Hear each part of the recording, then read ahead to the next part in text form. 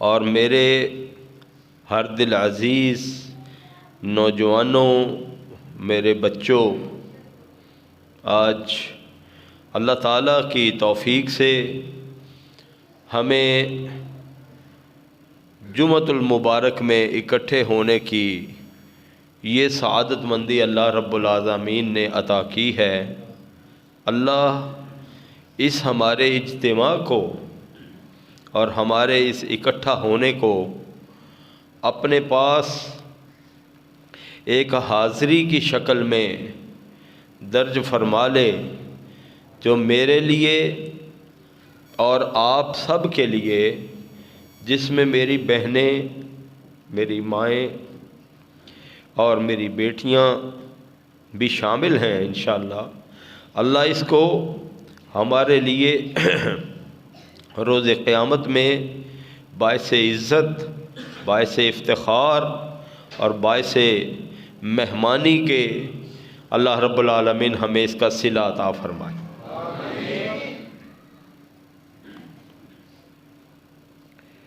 میں نے سورہ آل عمران سے ایک آیت مبارکہ کا ایک حصہ آپ کے سامنے تلاوت کیا ہے۔ آپ نے اسے سنا، میں اسے ایک دفعہ پھر تلاوت کرتا ہوں۔ اللہ تعالیٰ ذوالجلال والاکرام نے ارشاد فرمایا، فَبِمَا رَحْمَةٍ مِّنَ اللَّهِ لِنْتَ لَهُمْ وَلَوْ كُنْتَ فَظًّا غَلِيظَ لَانفَضُّوا مِنْ حَوْلِكَ، جس کا خلاصہ یہ ہے کہ اللہ رب العالمین نے اپنے پیغمبر محمد صلی اللہ علیہ وآلہ وسلم کو یہ بات ارشاد فرمائی ہے کہ اے میرے پیغمبر صلی اللہ علیہ وآلہ وسلم، آپ کی نرمی، آپ کا حسن اخلاق اور آپ کی ان لوگوں کے ساتھ شفقت جو آپ کے ارد گرد اکٹھے ہیں، یہ آپ کی نرمی اور شفقت ہی یہ وجہ ہے کہ جس کی وجہ سے یہ آپ کے ساتھ ہیں۔ اگر آپ نرم مزاج نہ ہوتے اور اس کے مقابلے میں اکھڑ اور تند خو اور سخت مزاج ہوتے تو یہ کبھی بھی آپ کے ارد گرد اکٹھے نہ ہوتے، یہ دور بھاگتے آپ سے۔ اللہ والو، میں یہ سمجھتا ہوں کہ اللہ رب العالمین نے اپنی بابرکت کتاب قرآن مجید میں میرے اور آپ کے لیے یہ آیت مبارکہ نازل کر کے بڑا ایک احسان فرمایا ہے، اور اس احسان عظیم میں ہمیں یہ نقطہ سمجھایا ہے کہ امت مسلمہ کے لوگوں، تم جس بھی صدی میں آ جاؤ، جس بھی سن میں آ جاؤ، جس بھی دور میں تم ہو، تم امت محمد ہو صلی اللہ علیہ وآلہ وسلم، تمہارا اخلاق بہتر ہونا چاہیے۔ اگر تم اپنا اخلاق ہی بہتر کر لو تو نہ صرف یہ کہ اللہ تبارک اسمہ و تعالی کے سامنے تم اس کے برگزیدہ اور فرما بردار بندوں میں شامل ہو جاؤ گے، اور نہ صرف یہ کہ تم اللہ رب العالمین کے احکامات عالیہ کے عین مطابق اپنی زندگی کو ڈھال رہے ہوگے اور گزار رہے ہوگے، بلکہ اس کا جو انتہائی اہم فائدہ ہوگا وہ یہ بھی ہوگا کہ لوگ تمہاری بات سنیں گے، لوگ تمہارے دائیں بائیں ہوں گے، لوگ تمہارے آگے پیچھے ہوں گے۔ اگر تم اخلاق رسول صلی اللہ علیہ وآلہ وسلم پر کاربند ہو جاؤ تو یہ دنیا کی عظیم کامیابی کے ساتھ یہ آخرت کی بھی عظیم کامیابی۔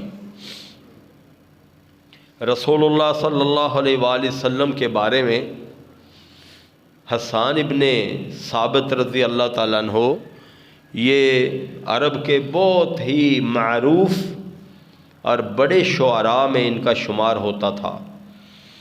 وہ بیان فرماتے ہیں اپنے شعر میں کہ وَأَحْسَنُ مِنْكَ لَمْ تَرَ قَطُّ عَيْنِي وَأَجْمَلُ مِنْكَ لَمْ تَلِدِ النِّسَاءُ خُلِقْتَ مُبَرَّأً مِنْ كُلِّ عَيْبٍ كَأَنَّكَ قَدْ خُلِقْتَ كَمَا تَشَاءُ کہ پیغمبر جی محمد صلی اللہ علیہ وآلہ وسلم صاحب آپ سے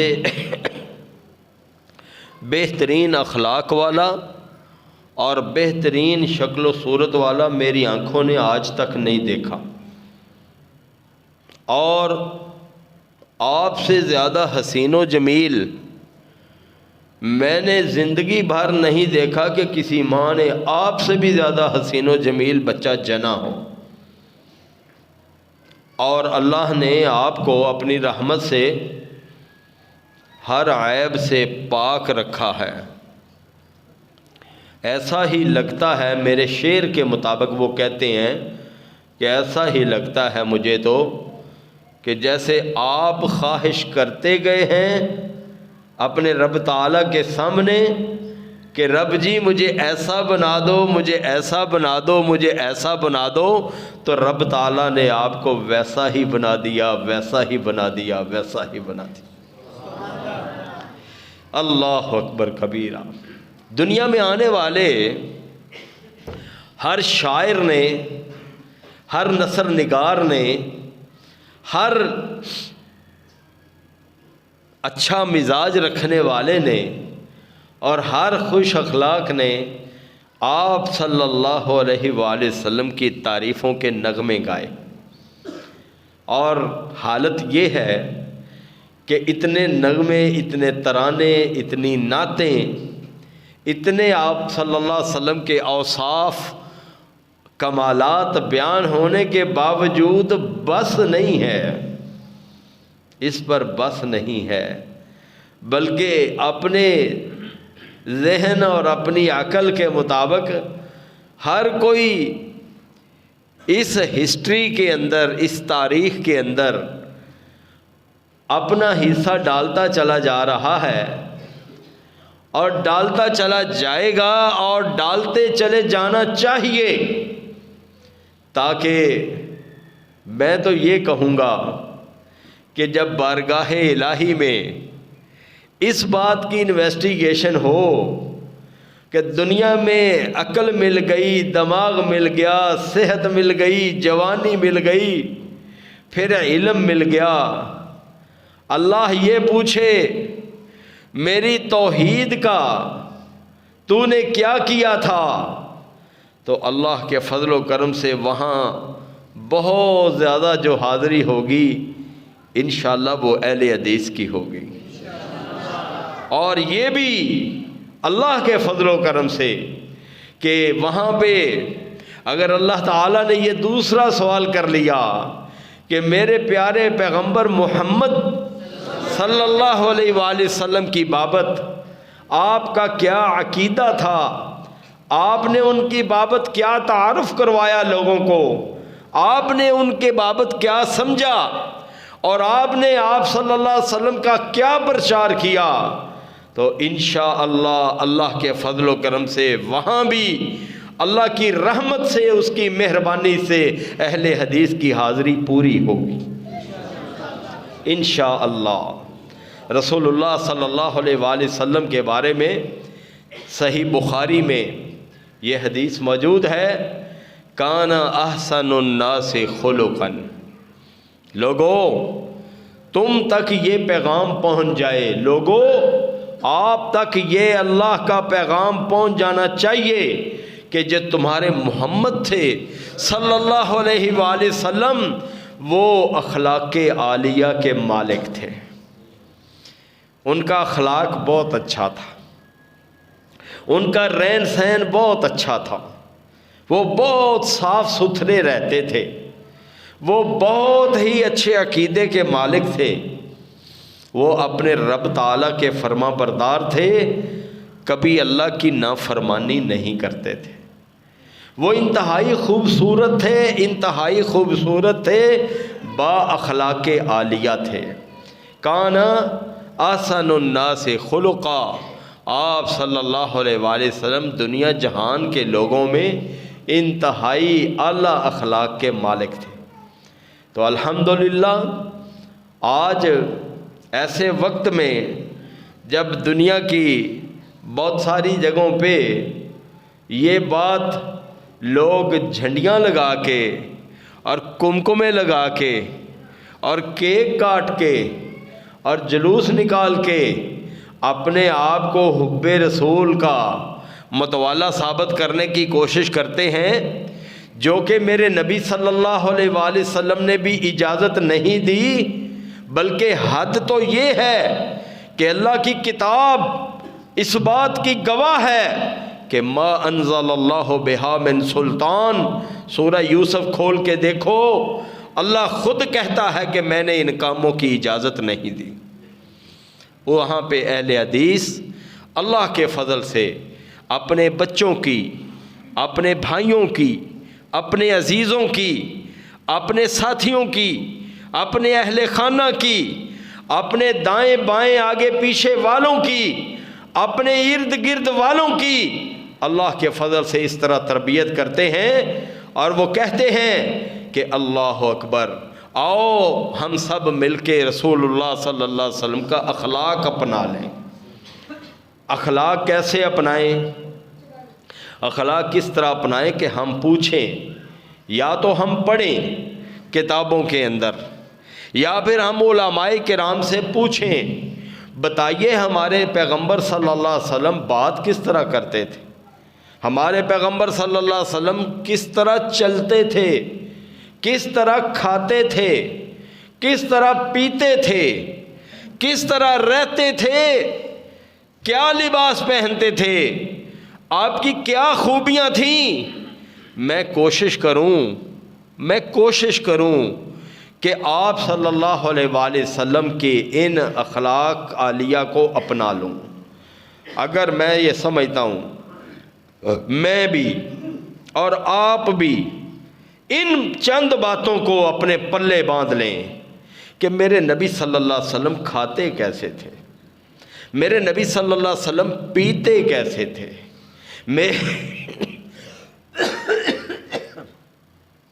میرے نبی صلی اللہ علیہ وآلہ وسلم چلتے کہتے تھے، ان کے لباس کے کیا اوصاف تھے، ان کے کردار کے کیا اوصاف تھے۔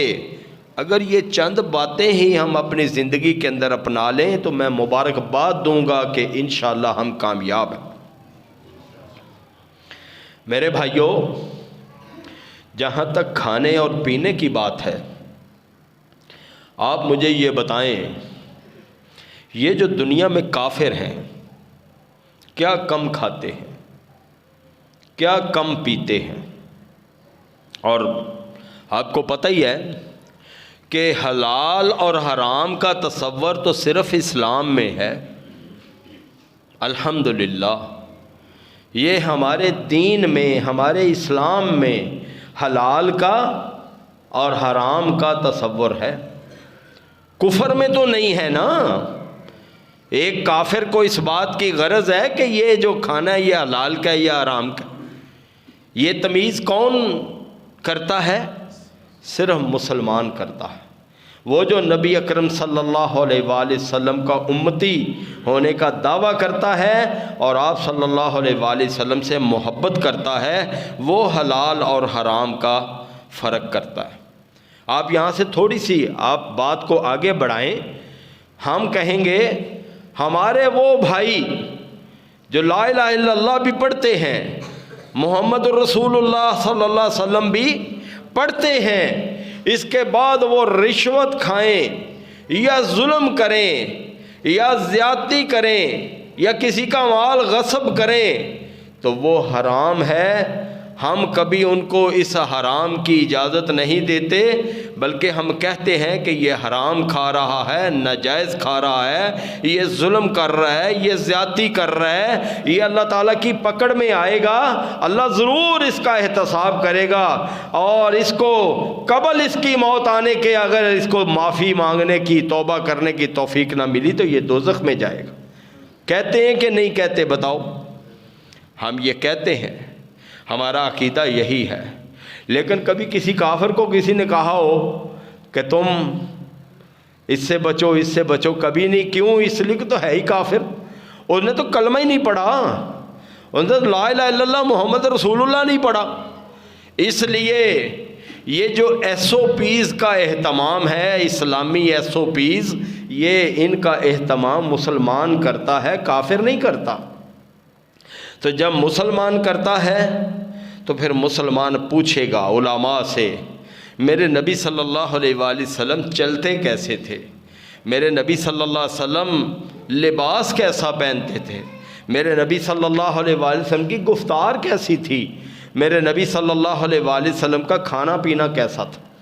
آج ہم سنتے ہیں اپنے ماحول میں کہ جس کھانے کو ہم بدعت کا کھانا کہتے ہیں, جس کھانے کو ہم جائز نہیں کہتے, لوگ اس کی دلیل دیتے ہیں پھر کیا ہوا, ختم ہی تو پڑھا ہے ہم نے. پھر کیا ہوا, ہم نے تو قل هو اللہ احد, قل اعوذ برب الفلق, قل اعوذ برب الناس ہی تو پڑھی ہے.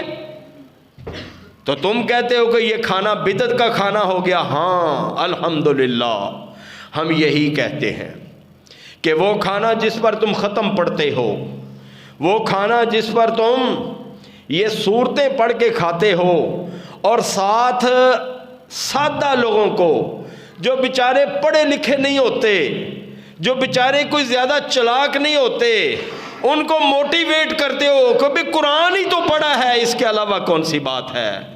ہم چھوٹا سا سوال کریں گے کہ جب ذبح کرتے ہو تو بسم اللہ اللہ اکبر پڑھنا چاہیے, پتہ ہے نا سب کو. اگر تم اس پر آیت الکرسی پڑھ لو تو مجھے بتاؤ دیانتداری سے حلال ہوگا کہ حرام ہوگا؟ تو آیت الکرسی قرآن پاک سے باہر ہے.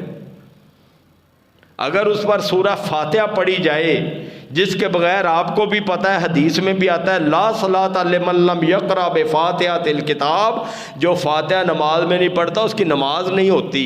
جس اتنی بہترین صورت کو اللہ تعالیٰ نے قرآن پاک کے شروع میں رکھ دیا, شروع میں رکھنے کو فاتحہ کہتے ہیں, اسی لیے اس کا نام سورہ فاتحہ ہے. اگر یہ پڑھ کے ذبح کر دیں اور بسم اللہ اللہ اکبر نہ پڑھیں تو بتاؤ کس طرف جائے گا؟ حرام کی طرف ہی جائے گا, حلال نہیں ہوگا. وجہ کیا ہے؟ سادہ سی ایک ہی وجہ ہے, اس پر تکبیر نہیں پڑھی. تکبیر کیا تھی؟ بسم اللہ اللہ اکبر. یہ پڑھ دے اور فاتحہ نہ پڑھے, کل نہ پڑھے, آیت الکرسی نہ پڑھے, سورہ بقرہ نہ پڑھے, کچھ بھی نہ پڑھے تو حلال ہوگا. اس طرح اس کا جواب بھی سن لو. ساری زندگی میرے نبی صلی اللہ علیہ وآلہ وسلم نے جب سے نبوت کا تاج اپنے سر پہ سجایا ہے, اللہ تعالیٰ نے آپ صلی اللہ علیہ وآلہ وسلم کو اپنا پیغمبر چنا ہے, اپنا رسول چنا ہے. جو اعلان ہے, کوئی مائی کا لال اٹھے, کتابوں کا ذخیرہ کاری حسن سردار کے پاس موجود ہے اوپر, الحمدللہ وہ ہم اکٹھی خرید کے لائے تھے. کتابوں کا ذخیرہ مولانا شفیع صاحب کے پاس موجود ہے. لائبریری اس بندہ عاجز شفیق الرحمان فرخ کی بھی موجود ہے, لاہور میں بھی, چھنگا مانگا میں بھی.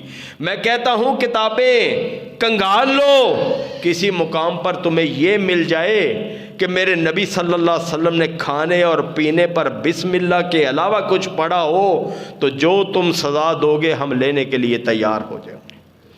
کیسی بات کرتے ہو؟ لوگوں کو الجھانا اور لوگوں کو بہکانا اور لوگوں کو ٹریپ کرنا اور لوگوں کو طعنہ زنی کرنا اور لوگوں کی بابت ایسے خیال کر کے ان کو گمراہ کرنا, شاید یہ تو انسانی کام نہیں ہے, رحمانی کام نہیں ہے, نبوی منہج نہیں ہے. یہ جس کا منہج ہے اس کا ذکر بھی اللہ نے قرآن پاک میں کیا. اس نے ابراہیم علیہ السلام کو بھی بہکایا, اس نے محمد صلی اللہ علیہ وسلم کو بھی بہکانے کی کوشش کی تھی.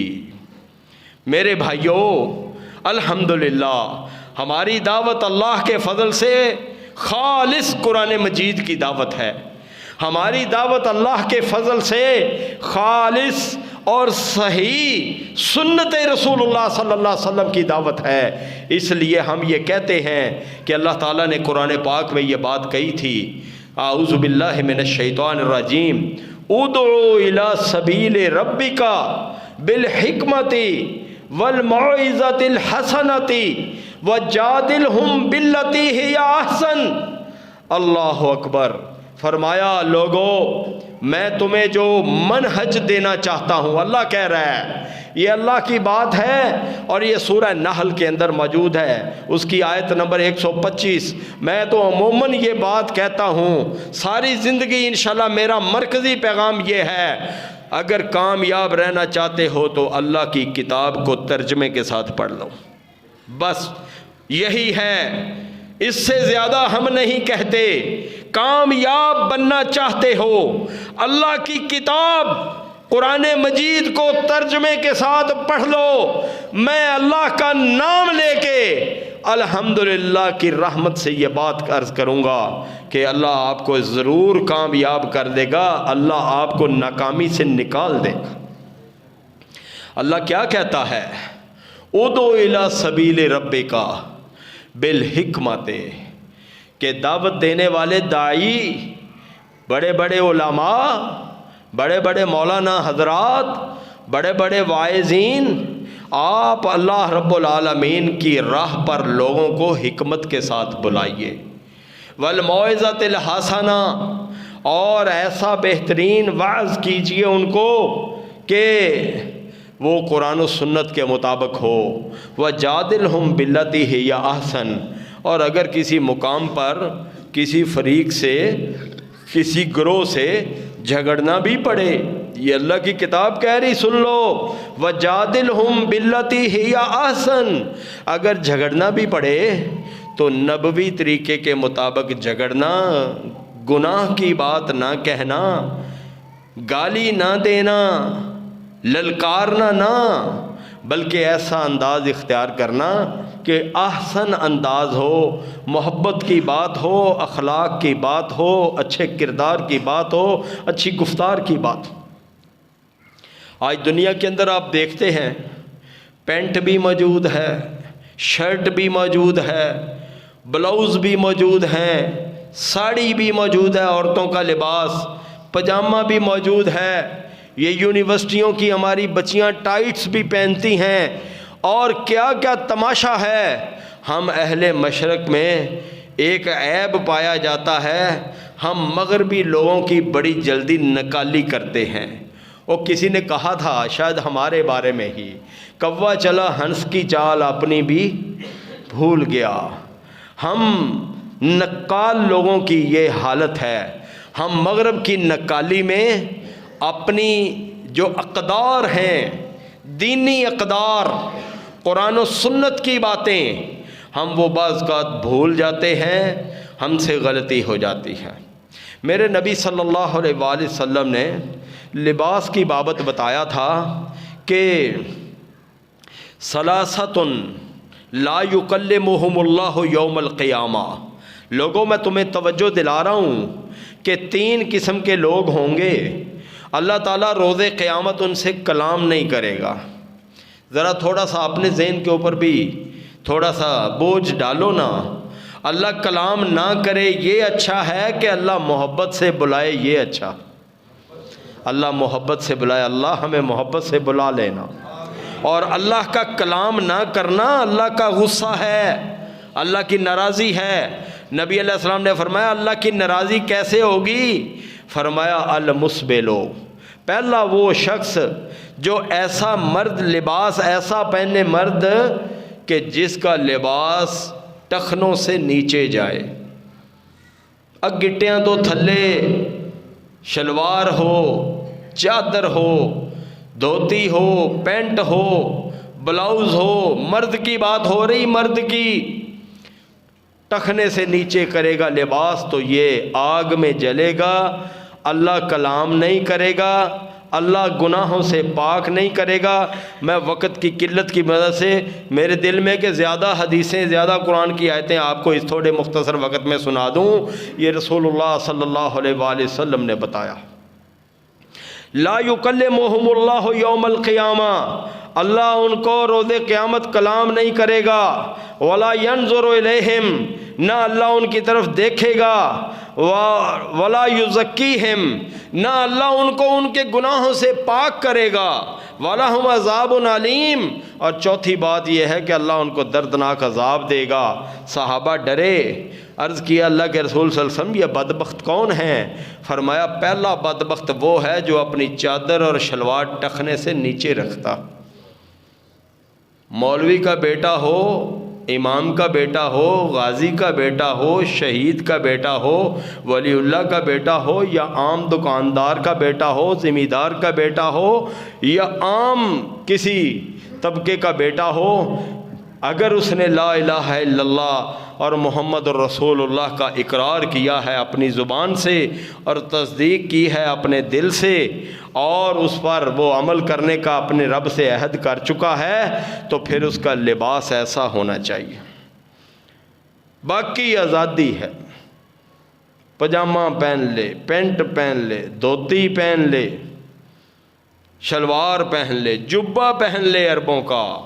آپ کا کیا خیال ہے کہ عربی ہو، بڑا بہترین ہو، لال رومال لیا ہو، جبہ پہنا ہو، دور سے نظر آ رہا ہو، ہاتھ میں تسبیح بھی پکڑی ہو، اگر اس کا جبہ ٹخنوں سے نیچے لٹکتا ہے تو غلط ہے، اس کی تسبیح کا کوئی فائدہ نہیں، اس کے لال رومال کا کوئی فائدہ نہیں ہے، اس کے عربی بولنے کا کوئی فائدہ نہیں ہے۔ کیوں؟ وہ میرے نبی صلی اللہ علیہ وآلہ وسلم کے بتائے اصول کے خلاف ہے۔ جب اس کے مطابق ہوگا تو پھر ٹھیک ہوگا۔ کیوں جی؟ یہ دعوت کس کی دعوت ہے؟ یہ الحمدللہ اہل حدیث کی دعوت ہے۔ تم نکال لو جلوس، لگا لو جھنڈیاں، بنا لو کیک، جاگ لو راتیں، پکا لو تم حلیمیں، اور کر دو تم ہریسے کی دعوتیں، اور لوگوں کو جو ہے وہ مختلف ترانے سنا لو۔ اگر تم منہج نبوی کے مطابق نہیں ہو تو یہ سارے کا سارا فَجْعَلْنَاهُ هَبَاءً مَنْثُورًا، اللہ کہتا ہے ہم اس کو یہاں راکھ کے اپنے ہاتھ پر اس کو پھونک مار کے اڑا دیں گے، اس کی کوئی ویلیو، اس کی کوئی وقت نہیں۔ اور ویلیو اور وقت جس کی ہونی ہے وہ اگر تم نے راہ چلتے کسی کو السلام علیکم بھی کہہ دیا تو اس کی ویلیو ہوگی۔ اگر تم نے لباس نبی علیہ السلام کے طریقے کے مطابق پہن لیا، اور میں اپنی بیٹیوں کے لیے بھی کہہ دوں، اپنی بہنوں کے لیے بھی کہہ دوں، نبی علیہ السلام نے اپنی سالی کو یاد ہونا چاہیے۔ سیدہ عائشہ رضی اللہ تعالیٰ عنہ کی بہن کا نام کسی کو اگر یاد ہے تو اسماء رضی اللہ تعالیٰ عنہ، یہ ابو بکر رضی اللہ تعالیٰ عنہ صدیق کی یہ بھی بیٹی تھیں۔ کہا تھا یا اسماء، چھوٹی تھیں حضرت عائشہ سے، کہا اسماء لو بالغت المرأۃ کذا و کذا، اسماء سنو بیٹی، اگر عورت جب جوان ہو جاتی ہے تو پھر اس کا لباس ایسا ایسا ہونا چاہیے۔ اپنے گھر سے تربیت شروع کی، اپنے گھر سے۔ اللہ نے قرآن مجید میں آپ کو پتہ ہونا چاہیے جب محمد صلی اللہ علیہ وسلم پر نئی وحی نازل ہوئی تھی، پہلے بالکل آغاز میں، اور جب پہلی وحی نازل ہوئی تھی، اقرا بسم ربک الذی خلق خلق الانسان من علق اقرا وربک الاکرم، آپ نے یہ بات یقیناً علماء سے سنی ہوگی۔ اس کے بعد کچھ عرصہ وحی موقوف رہی، آپ بھی بے قرار رہے۔ ایک دن پھر وحی آئی، یا ایھا المدثر قم فانذر وربک فکبر وثیابک فطہر والرجز فاہجر ولا تمنن تستکثر ولربک فاصبر۔ پھر یہ وحی آئی جس میں اللہ نے پیغام دیا کہ حضرت اٹھ جائیے، اب اپنی کمر کس لیجئے، مشکلات کے لیے تیار ہو جائیے، خود بھی پاکیزہ رہیے، لباس کو بھی پاکیزہ کر لیجئے، اور اپنے انذر عشیرتک الاقربین، اپنے قرابت داروں کو سب سے پہلے دعوت دیجئے۔ یہ ہے منہج نبوی۔ اپنے گھر سے، اپنے بیٹوں، اپنی بیٹیوں سے تربیت شروع کرو۔ لباس کی بابت بتایا، عورت کا لباس پتلا نہیں ہونا چاہیے کہ جس سے کسی کو جسم کا کوئی حصہ انگ نظر آئے۔ بلکہ فرمایا کہ یہ جو عورت ہے یہ سر کے بالوں کے اوپر سے لے کر پاؤں کے تلووں کے نیچے تک یہ پردہ ہی پردہ ہے۔ حتیٰ کہ رسول اللہ صلی اللہ علیہ وسلم نے ایک دن اس کے برقعے کی تعریف بتائی، فرمایا برقع ایسا بنانا جو جب تم چل رہی ہو بازار میں یا باہر کہیں گھر سے نکلو تو وہ تمہارے پاؤں کے نیچے بھی گھسٹتا چلا جائے۔ وہ گھسٹنے والا برقع یقیناً مٹی وغیرہ کیچڑ لگنے سے خراب ہوگا، کہا اس کو دھو لینا، اس کو دھو لینا۔ محمد صلی اللہ علیہ وسلم یہ پسند نہیں کرتا کہ اس کی کسی بیٹی کا تلوا بھی کسی کو نظر آئے۔ کیا سمجھتے ہو، کیا سمجھتے ہو کہ پہاڑیاں بنائیں اور ان کے اوپر پھر اللہ معاف کرے بے پردہ عورتیں آ کے نہ صرف انہیں وزٹ کریں دیکھیں بلکہ وہاں جا کے اللہ معاف کرے وہ ڈانس بھی کریں؟ ایسی ویڈیوز موجود ہیں، میں نے دیکھی، آپ نے بھی دیکھی۔ اور میرے بھائیوں کس طرف چل پڑے ہو؟ اور اپنی راہ تو متعین کر لو۔ اللہ قرآن پاک میں کہتا ہے فَاسْأَلُوا أَهْلَ الذِّكْرِ ان کنتم لا تعلمون، اگر کسی مقام پہ راستہ سمجھ نہ آئے تو اہل علم سے پوچھ لو۔ اللہ کے فضل و کرم سے ہم آپ کے بھائی بند موجود ہیں جو اللہ کی کتاب کو ہاتھ میں پکڑ کے کہتے ہیں کبھی آپ ہم سے دین پوچھو گے تو وہ دن نہ آئے کہ ہم آپ کو اللہ کے دین کے اندر کوئی کمی یا بیشی آپ کو بتائیں۔ ہم آپ کو اللہ کا دین جو صحیح پڑا ہے صحیح بتائیں گے انشاءاللہ۔ آپ کا کیا خیال ہے؟ یہ مختلف کھانے ہمیں اچھے نہیں لگتے؟ یہ حلیمے، یہ ہریسے، یہ متنجن اور یہ کھیریں اور یہ کیک کیا ہمارے حلق سے نہیں گزرتے؟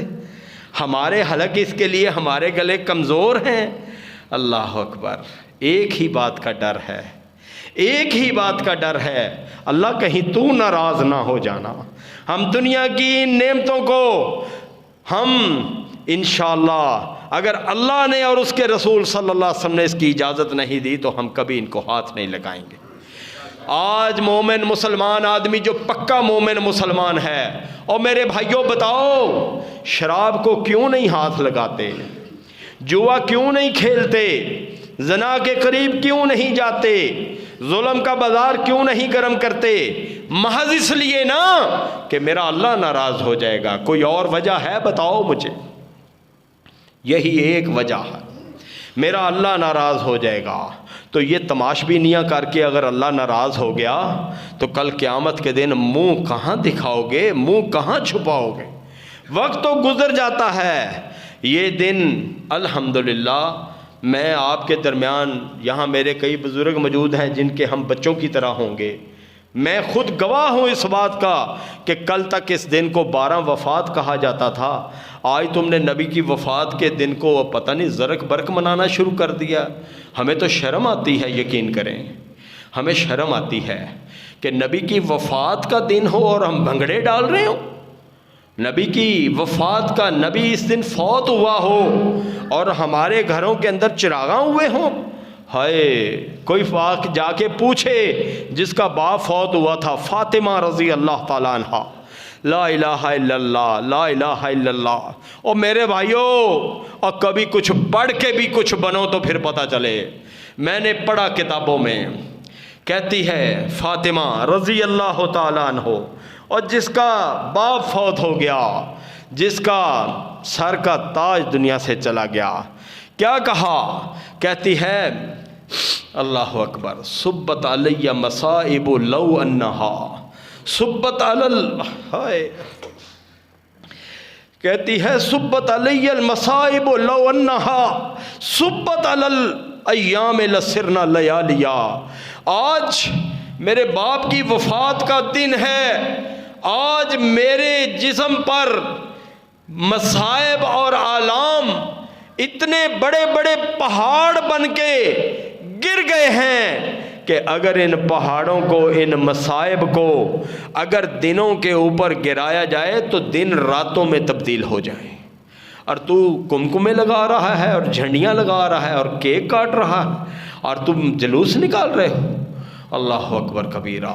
اللہ تعالیٰ مجھے اور آپ کو دین کی صحیح سمجھ عطا فرمائے، صراط مستقیم عطا فرمائے۔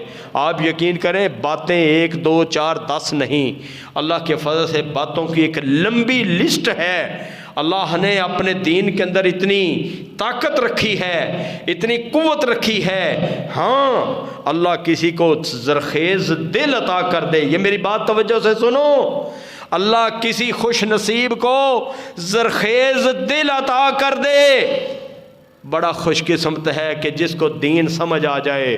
اگر دین نہ سمجھ آئے تو پھر اللہ نے قرآن پاک میں ان کا بھی ذکر کیا ہے۔ میں وہ آیت پڑھ کے اپنے یہ پہلا خطبہ ختم کرتا ہوں۔ فرمایا لہم قلوب لا یفقہون بہا وَلَهُمْ آذَانٌ لَا يَسْمَعُونَ بِهَا وَلَهُمْ أَعْيُنٌ لَا يُبْصِرُونَ بِهَا۔ اللہ کہتا ہے اس دنیا میں بندے ایسے موجود ہیں پیدا میں نے کیے ہیں، دل موجود ہیں سمجھتے نہیں ہیں، کان موجود ہیں سنتے نہیں ہیں، آنکھیں موجود ہیں دیکھتے نہیں ہیں۔ اولئک کالانعام، یہ چوپایوں کی طرح ہیں، بل ہم اضل، بلکہ چوپایوں سے بھی گئے گزرے ہیں۔ تو میں یہ کہوں گا کہ یہ اللہ کا پیغام ہے، اس پیغام کو ہم سوچیں سمجھیں، اللہ سے وہ دل مانگو کہ یا اللہ میرے دل کو زرخیز کر دے دین اسلام کے لیے، میرے دل کو زرخیز کر دے حب رسول صلی اللہ علیہ وسلم کے لیے، میرے دل کو زرخیز کر دے اپنی توحید کے لیے۔ وآخر دعوانا الحمدللہ رب العالمین۔